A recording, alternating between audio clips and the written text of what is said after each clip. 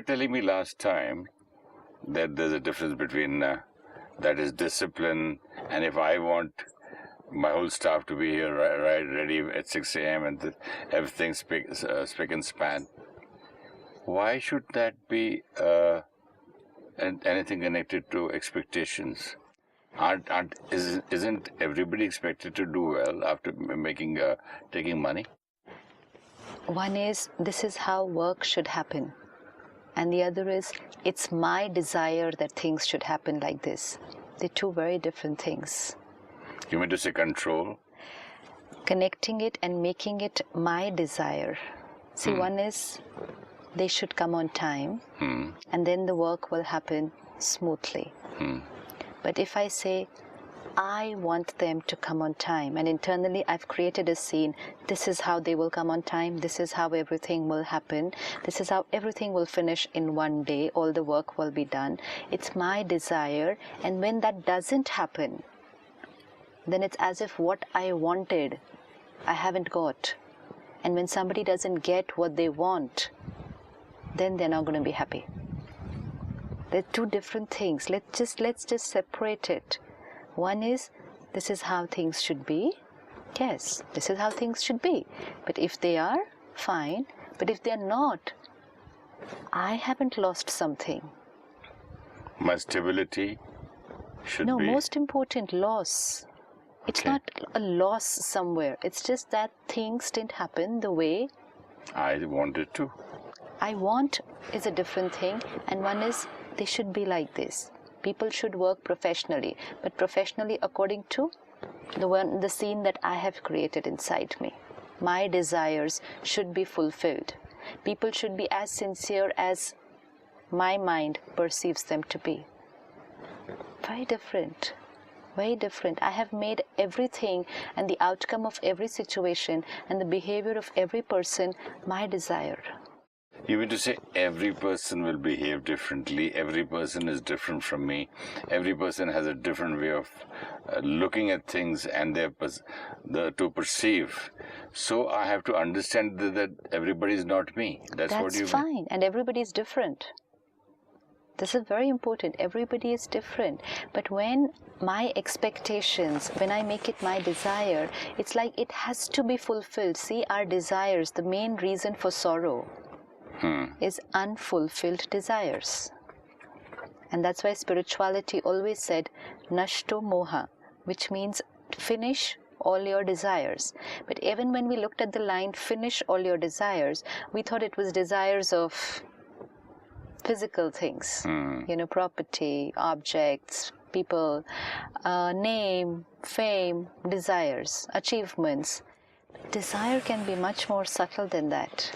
Such a small thing can be a desire too. It's a desire, and a desire which I've already created here. For me, the desire is already there. It's here. But when that doesn't happen there, I feel I haven't got what I wanted. And then I can create pain.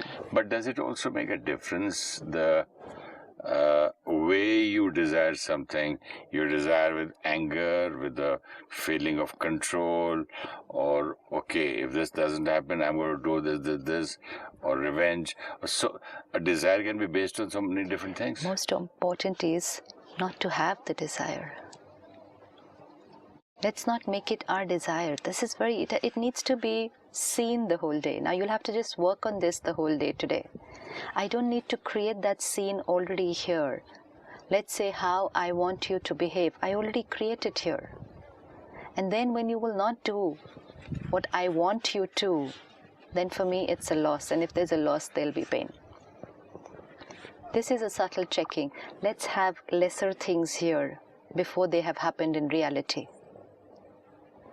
See, even a simple thing like, when my son grows up, this is how they will take care of me. It's already here. We can see the scene. And the scene in reality will not happen like that. And when it doesn't happen like that, pain. So let's not keep too many things already created here before they have happened in reality, because then it becomes difficult to accept reality. Because we preconceived something. And what happens is something different. And when what happens is not the same as what... Look at when things happen just the way as we conceived them before on the screen of our mind. We're fine. Because we got what we wanted. But when things don't happen the way we created them here, then it's a loss and then there is pain. So let's slow down, make it lesser and lesser, and reach a stage where we're not creating too many things here. Let them happen first time there. Today they're happening twice. Every situation is happening twice. First here, in my mind, absolutely, and then the reality, absolutely, and the result is double. Absolutely. So, but if it did not get created on my mind, and then I saw it the first time only in reality, I would be comfortable. And this is called reducing your desires.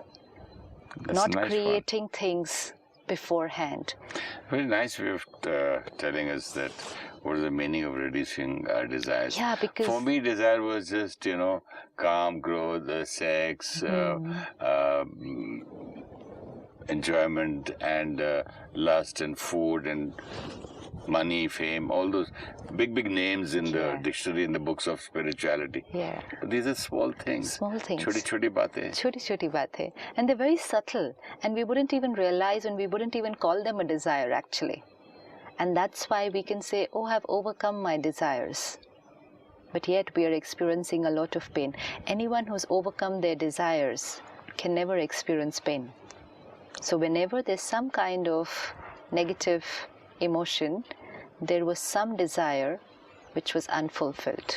But can we also mean by overcoming your desires, can we have this meaning also, that it's okay if it happens and it's okay if it doesn't happen, it won't make a difference to me at all? That can also be a meaning? That can also be, and that which means that you're giving the liberty to let things happen the way they're happening. Difference, no? That's very nice, sister. I just wanted to talk to you about the moods. Yeah. We were talking about moods. We saw 3 things. Till now we've seen 3 things, how to go beyond our moods. Don't identify with the mood, and don't make it I am aggressive, I am stressed. Very common line today, I am stressed. By birth, I'm an angry man. Yeah. By birth, I'm irritable. Yeah. So if you make it your identity, you will expect it to happen. And accept it.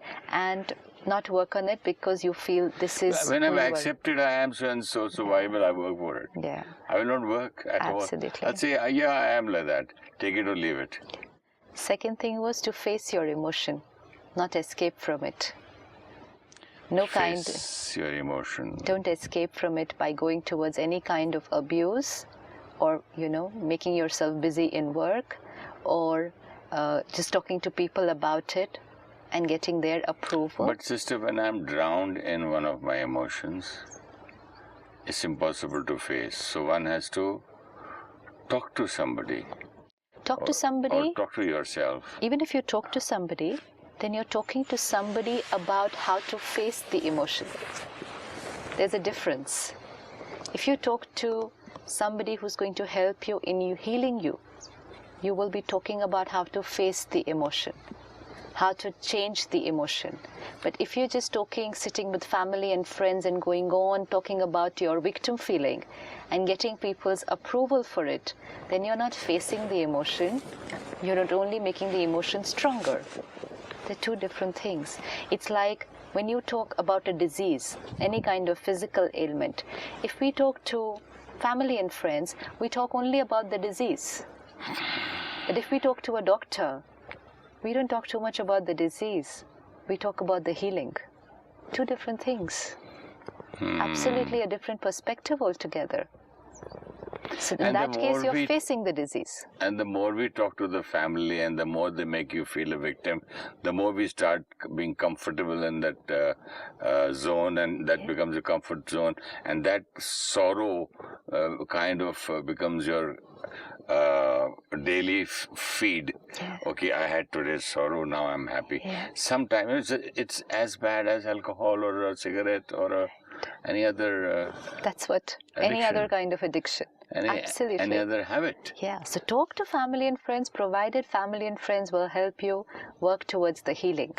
See, Not I didn't living even in understand victim. that this becomes a habit. It's a very deep addiction. Whomever you meet, you know what happened to me? Yeah. You know, this. Or somebody new, even in the aircraft, you said you don't know somebody, Yeah. and he goes on about Yes. It becomes a habit. And should I tell you something? There are some people who don't want to learn about the healing, who don't want to talk about the Or healing. live with it. Yeah. There are so many people I meet and they want to share about some kind of pain that they're experiencing, and they will go on talking about it.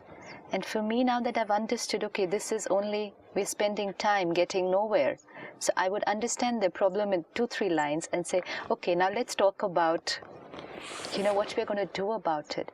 They say, no, we're not supposed to do anything about it because the problem is somebody else's. I just wanted to talk to you that I'm going through this pain. That's all. And they would actually not like me if I'm trying to share with them that they have the power to change what they're feeling. To them, I'm being very harsh at that time. So disidentify with the emotion, face the emotion. Like you said, it's very difficult. We need somebody to talk to that time. It's not always necessary. Once we start working and we get the mechanism of how to doing it, we'll probably be able to even do it by ourselves. Talk to ourselves. Yeah. Write also. Absolutely. Talk to ourselves. We can write down also. Read. Take knowledge. Study. Once I learn the mechanism of how to do it, I can at least start doing it on my own, at least in the smaller things. It will be, because now I've seen how it works here, and I've seen that once it gets created, if I start looking, paying my attention that I have to change this mood, I will be able to change it. I really don't need every time somebody else, because then again that might become a dependency. And we are going beyond our dependencies. We're going beyond waiting for somebody to becoming masters of our emotions. And the third one, what we saw was diminish our desires. Start cutting down the list and let's things happen in reality, and let's accept them as they happen. When there is no loss, there will be no pain. So the mood will be, stability will be very natural.